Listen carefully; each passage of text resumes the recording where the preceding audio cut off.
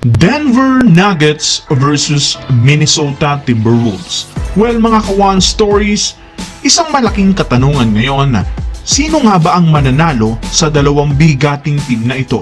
Napakagandang seri nito mga ka-One Stories simula Game 1, Game 2 panalo Timberwolves, Game 3, Game 4, Game 5 napakagandang adjustment ang ginawa ng Denver kaya nakabalik sila sa serye at lumamang pa 3-2. Ngunit agad rin naman ngang rumisponde ang Timberwolves at binawi ang Game 6 and this time it's Game 7.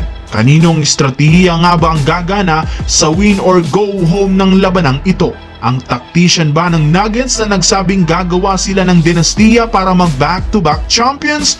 O ang kagustuhan ni Anthony Edwards na makapasok na ang kanyang team for the first time sa NBA Finals? Well, tara na talakayin natin yan, pero bago yan, please don't forget to hit the notification bell at mag-subscribe sa aking channel. Well, first and foremost, masasabi nating isa ang serye ng Minnesota Timberwolves at Denver Nuggets sa mga pinakamagandang serye ngayong postseason. Ito nga po mga ka-One Stories, ang most viewed series ngayong playoffs sa West. Sa katunayan, trending pa rin hanggang ngayon sina Nikola Jokic at Anthony Edwards. Marami rin naman ang nagsasabing kung sino ang mananalo sa dalawang ito, siyang mananalo ng kampyonato. Pero bakit nga ba? Paano nga bang nasabi nila kung sinong manalo sa dalawang itong magkakampyon na? Well, kung susumadahin natin mga ka-One Stories ang opinion nila at ikukumpara ang laro ng dalawang team na ito sa ibang serye, ibang-iba sa aura ng laruan, sa shooting, sa depensa at sa paggawa ng game plan. Pero focus pa rin ngayon, sino nga ba ang liyamado sa dalawang ito sa mangyayaring Game 7? Basically, unahin natin ang home court advantage.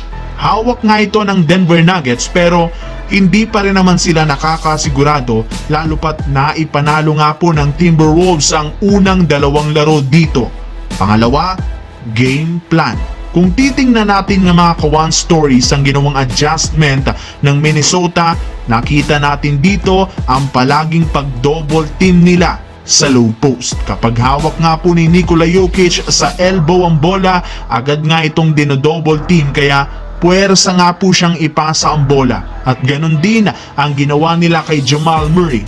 Double team is the key. Napuwersa lamang nga nila dito si Murray na maging passive at magdala lamang ng 10 points. Pero ngayong Game 7 mga ka-One Stories, well, it's all in. Nagawa nga po ng Nuggets na ma-counter at mabasag ang ganitong plano ng Wolves at malaki ang tsansang magawa nila ulit ito. Pangatlo naman ay ang efficiency ratings. Pagbabasihan nga dito mga ka-One Stories kung gaano ka-epektibo ang nilalaro ng bawat key player ng magkabilang kupunan. Una, si Jamal Murray na siyang nawala sa Game 6 kahapon at hindi masyadong nakatulungan si Nikola Jokic. Ika nga nila, bantay sarado ito ni Jaden McDaniels. Sa parte nga ng Nuggets, kailangan nila dito na makagawa at maiwasan ang mga pilit na tira sa ilalim o sa paints dahil ang sikip nga ng depensa ng Timberwolves. Kailangan rin naman mag-step up dito ang ilang mga role player ng Nuggets kagaya ni Aaron Gordon at Michael Porter Jr. Pero Timberwolves is Timberwolves. Number 1 team in terms of defense. Simula point guard hanggang big man, malilikot ang kamay ng mga ito mga ka-One Stories kaya kapag nawala ka sa focus, knockout talaga sa iyo ang bola. Pero overall, hawak pa rin dito ng Denver Nuggets ang siguradong counting advantage for sure. Sila ang huling nanalo sa court na ito pero it's all ball pa rin. Pwedeng may mangyaring magbakasyon na ang defending champions, pwede ring madepensahan pa nila ang tropeo. Pero yun nga mga ka-One Stories, unpredictable pa rin ang mangyayari. Maraming pwedeng mangyari dahil for sure, dahil sa natamong injury kahapon ni Jamal Murray sa kanyang siko, malaki ang magiging epekto nito sa magiging resulta ng kanilang laro. Kayo mga ka-One Stories, saan kayo papanig?